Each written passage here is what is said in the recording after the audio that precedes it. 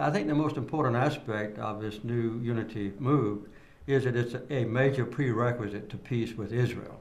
For many years, people have been arguing that as long as the Palestinians were divided, it was almost impossible to have genuine peace, and that you cannot make peace with one half of Palestine and fight the other half. Now that they've come together, there's real prospect to move ahead for an agreement. We should be celebrating the fact that they have come together and really give them very considerable credit and to salute Egypt for the role that they have played. Yes, I think we have every reason to celebrate, but I think we also need to continue to support this process. Yes. All they have done is they have expressed the willingness to come together, but they have an agenda of all the things that have gone wrong over these years that need to be fixed. And for that, they will continue to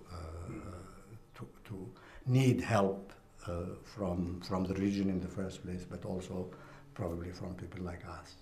What the Palestinians need and what Israel needs and what Egypt needs is full support from every leader on earth that wants peace in the Middle East. I think as elders we have to try to be very reassuring on both sides. Yes. Still, obviously, there are a whole range of issues on the Palestinian side that we're very familiar with. But I would also say that we have to understand the fears and try and reassure the Israeli population, not so much the state as the people, that this, in fact, is in their interest. That Israel has its right to exist. It is absolutely to be secured in a process going forward. What's going to happen with countries that say they will have no dealings with so-called terrorist organization? I mean, Hamas.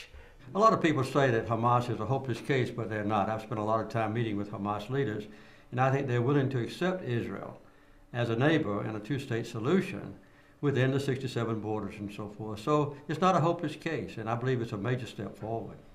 When you look through history, there are many countries that are today independent, highly respected, that went through a sort of civil war, use of violence, until their states were created or it died down. And the same can happen with the Palestinians. We saw that in Northern Ireland, where the IRA eventually were persuaded to go the political route. And it was very largely also civil society that was influencing. And I hope now that civil society, there are very good groups, those women we met on both the Israeli and Palestinian side, the IWC, I'd love to see them feel they can now have a voice in how things go forward.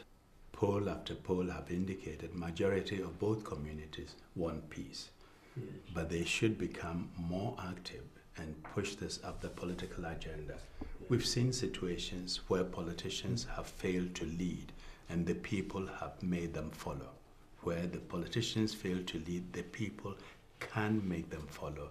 And we are seeing examples of this in the region today. So I appeal to Israelis and Palestinian citizens to re-energize their own involvement and push for peace. And this is the moment to do it.